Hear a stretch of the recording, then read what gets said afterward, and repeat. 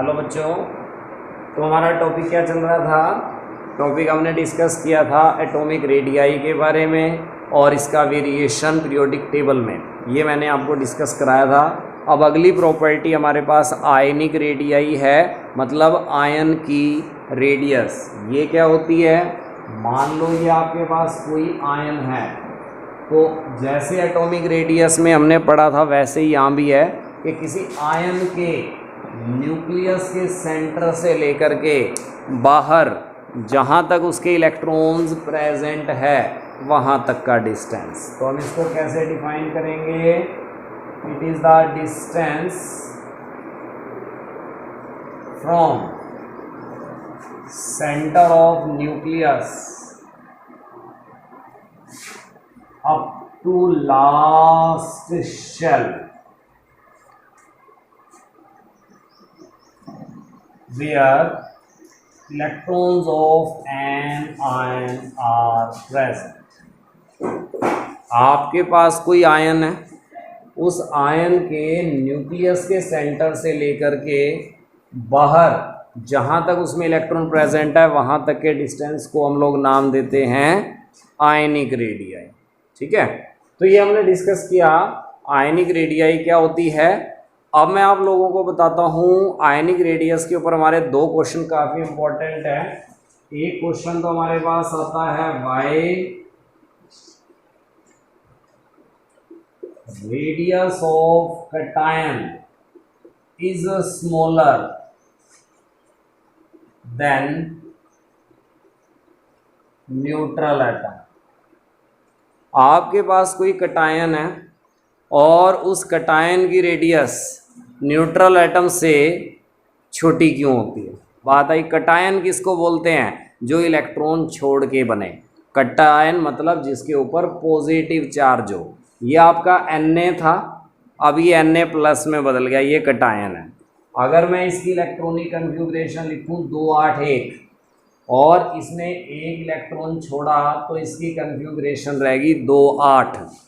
आप देख सकते हैं यहाँ नंबर ऑफ शेल कितनी है, 3। ये न्यूक्लियस, ये पहली शेल, ये दूसरी शेल, ये तीसरी शेल, और इसमें कितनी शेल रहेगी, 2। आपके सामने है, इसका साइज छोटा हो गया है क्योंकि कैटायन बनता है इलेक्ट्रॉन लूज करने से, और जब कोई एटम एक इलेक्ट्रॉन लूज करता है तो उसकी बाहर वाली शेल ख़त्म हो जाती है या उस पर चार्ज आ जाता है, जिसकी वजह से चार्ज आएगा तो न्यूक्लियस बाहरी इलेक्ट्रॉन को अपनी तरफ तेज़ी से खींचता है। ये हमने एटॉमिक रेडियस में डिस्कस करा था कि न्यूक्लियर चार्ज बढ़ने से न्यूक्लियस बाहर वाले इलेक्ट्रॉन को अपनी तरफ खींचता है, तो साइज़ इसलिए छोटा हो जाता है न्यूट्रल एटम से। तो हम इसको कैसे डिफाइन करेंगे, वैसे मैंने PDF फाइल आपको भेज दी थी नोट्स की, उसी को देख करके आप लिख सकते हैं, फिर भी मैं एक बार डिक्टेट कर देता हूँ कि cation is formed by losing of one और more electron.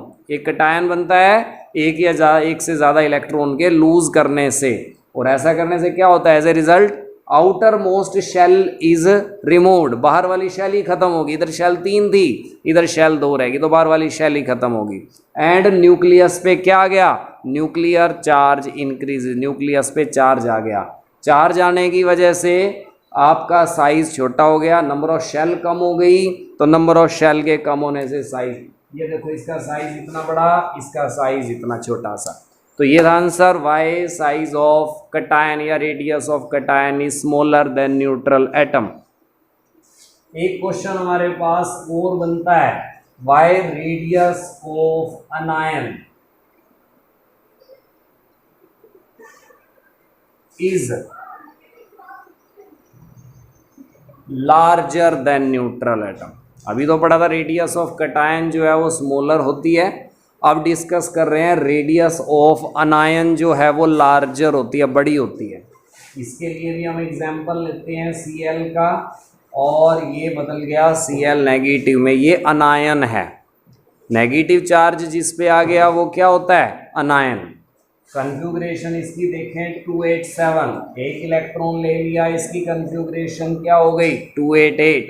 Outer most shell में कितने इलेक्ट्रॉन आ गए 8, तो इसका ऑक्टेट क्या हो गया पूरा, जिसका क्योंकि हर कोई अपनी बारी शेल में 8 इलेक्ट्रॉन पूरा करना चाहता है, तो इसके आउटर मोस्ट शेल में 8 इलेक्ट्रॉन्स पूरे हो गए हैं। 8 इलेक्ट्रॉन पूरे होने की वजह से ये अपने इलेक्ट्रॉन क्लाउड को एक्सपैंड कर लेता है, यानी कि स्टेबल है, अब इसको चिंता नहीं है कोई भी कि इसके कोई इलेक्ट्रॉन ले लेगा, या हम कहें इसका न्यूक्लियर चार्ज जो है वो कम हो जाता है स्टेबल होने की वजह से। तो इसकी वजह से ये अपने इलेक्ट्रॉन क्लाउड को फैलाएगा और साइज इसका बड़ा हो जाएगा। तो हम इसके आंसर में ये लिखेंगे कि anion is formed by gain of one और more electron and as a result outermost shell has complete 8 electron in its outermost shell, means इसका ऑक्टेट पूरा हो जाता है। so it expand its electron cloud, ये अपने इलेक्ट्रॉन क्लाउड को फैला लेता है। that is why size of anion become larger than neutral atom, neutral atom के कंपैरिजन में इसका जो साइज है वो बड़ा हो जाता है। तो यही हमारे पास छोटा सा ही टॉपिक था। आयनिक रेडियस क्या है, how does it very in how does it changes along with the change of the cation and anion। ठीक है प्यारे बच्चों, तो नेक्स्ट वीडियो में मैं आपको बताऊंगा अगला टॉपिक आयोनाइजेशन एनर्जी का। Thank you.